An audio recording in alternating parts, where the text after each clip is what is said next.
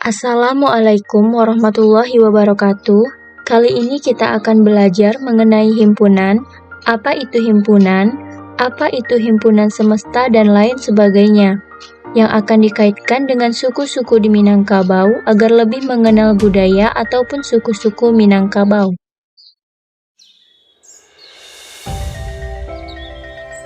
Kisah lahirnya suku-suku di Minangkabau. Dahulu kala, pada abad ke-14 Masehi, terdapat dua tokoh yang sangat cerdik pandai dan sangat disegani di Minangkabau. Dua orang tersebut ialah Datuk Tumenggung dan Datuk Parpatiah. Datuk Tumenggung dan Parpatiah ialah saudara satu ibu beda ayah. Datuk Tumenggung memiliki sikap yang lebih otoriter dan keras dibandingkan Datuk Parpatiah. Pada masa mudanya, atas dasar pemikiran masing-masing datuk ini mengeluarkan sebuah kelarasan. Datuk Tumenggung dengan kelarasan Koto Piliang, dan Datuk Parpatiah dengan kelarasan Bodi Caniago.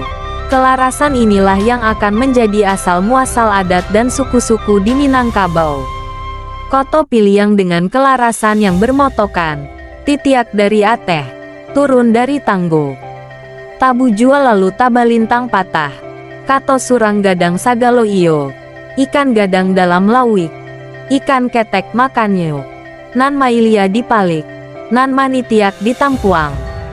Yang bermakna pengambilan keputusan berdasarkan pada keputusan pemimpin saja, dan Bodi Caniago dengan semboyan, mambasuik dari bumi, yang mana setiap keputusan akan diambil secara musyawarah dan mufakat.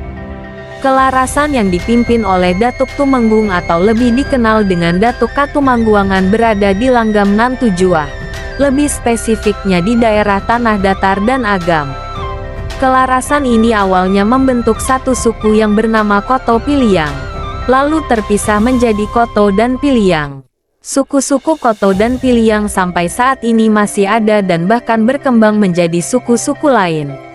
Lalu untuk kelarasan Bodi Caniago itu berada di Limo Kaum, dengan suku awal Bodi Caniago dan berpisah menjadi Bodi dan Caniago. Seiring perkembangan zaman dan kebiasaan orang Minang itu merantau, lahirlah suku-suku di Minang yang beragam. Bersumber dari buku karya Amir Syarifuddin Taj, yang berjudul Minangkabau dari Dinasti Iskandar Zulkarnain sampai Tuanku Imam Bonjol. Pertama, suku tersebut memecahkan diri sendiri, yang mana masyarakat asli dari 4 suku itu sudah berkembang. Mulai dari Koto, suku ini memiliki banyak pecahan suku kecil. Di antara yang dikenal luas adalah Koto Kaciak, Koto Rumah Gadang, hingga Koto Baru. Suku Pilang juga memecah dirinya menjadi suku kecil lain, seperti Piliang Guci, Piliang Laweh, Piliang Dalam, sampai Piliang Godang. Sebaliknya campuran antara suku Koto dengan Piliang pun juga melahirkan suku lain. Sebut saja Tanjung, Sikumbang, Malayu, Panai, Kampai, Bendang. Suku Bodi juga serupa dengan dua suku di atas. Suku ini melahirkan suku Bodi Batino, Bodi Jantan, dan lain sebagainya. Begitupun juga dengan Caniago, turut melahirkan suku Caniago Baruah, Caniago Bawah, sampai dengan Caniago Tigoniniak. Belum sampai di situ, gabungan antara suku Bodi dan Caniago turut juga munculkan suku lain, seperti suku Panyalai, Sipanjang, Lubuak Batang, Jambak, Kutianyi. Dan juga masih banyak suku-suku lain di Minang yang belum memiliki keterangan yang memadai. Di antaranya, suku Kutianyi, suku Mandailiang, suku Sipisang, suku Mandaliko, suku Sumagek, suku Dalimo, suku Simabua, suku Salo, suku Singkuang. Suku-suku di masing-masing daerah pun berkembang. Dari suku Koto Piliang yang berubah menjadi Koto dan Piliang.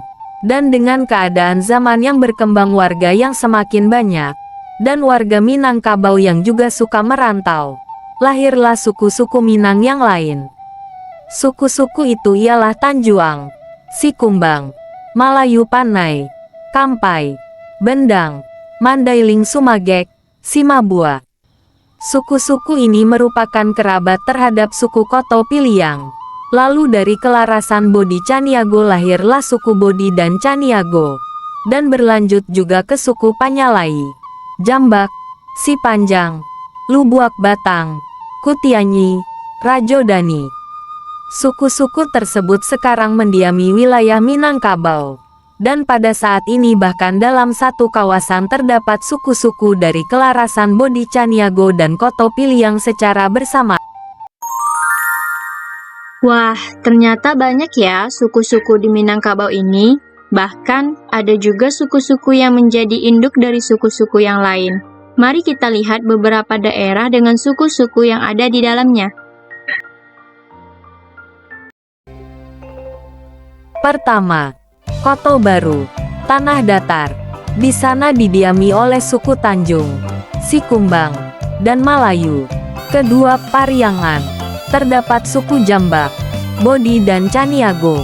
Ketiga, Bukit Tinggi. Didiami oleh suku Sikumbang, Koto, Malayu, Jambak dan Caniago. Nah, kumpulan itu bisa kita sebut sebagai himpunan suku-suku Minangkabau. Tapi, untuk kumpulan 1 dan 2, bisa kita spesifikkan dengan himpunan suku kelarasan Koto Piliang dan himpunan suku kelarasan Bodi Caniago. Jadi, apa sih himpunan itu? Baiklah, sekarang kita akan menyajikan himpunan dalam 3 bentuk. Yang pertama yaitu dengan mendaftarkan anggota-anggotanya. Yang kedua, dari contoh sebelumnya, dengan kata-kata atau sifat dari anggota himpunannya. Seperti, himpunannya berasal dari Minangkabau. Himpunannya dari kelarasan Bodi Caniago. Sekarang, yang ketiga, dengan berpedoman pada cara kedua, kita bisa memberikan syarat kepada satu himpunan dan memberikan sebuah variabel.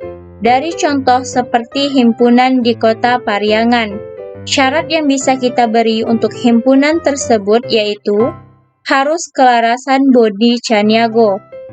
Jadi, dapat kita formalkan dengan variabel X di mana X elemen dari himpunan kota Pariangan. Selanjutnya, kita akan membahas mengenai himpunan semesta. Kalau bicara tentang semesta, kita pasti berpikir tentang sesuatu yang sangat luas. Jadi, mari kita lihat contoh berikut ini.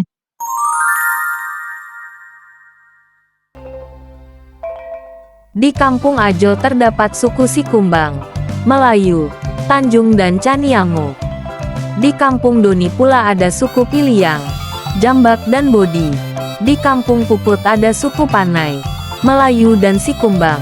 Lalu di Kampung Randi ada suku Panai, Melayu, Sikumbang, Bodi, Caniago, Piliang, Koto, Jambak, dan Kampai.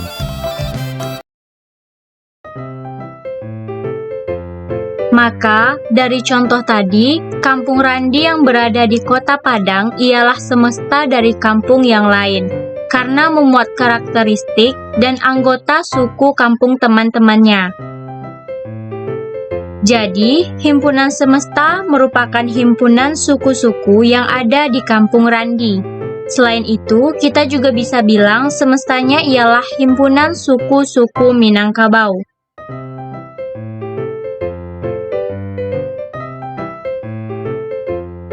Selanjutnya, kita akan membahas mengenai himpunan kosong. Himpunan suku Batak yang berada dari Minangkabau, apakah ada? Tentu tidak. Maka, himpunan tersebut tidak memiliki anggota atau disebutlah dengan himpunan kosong. Jadi, apa sih himpunan kosong?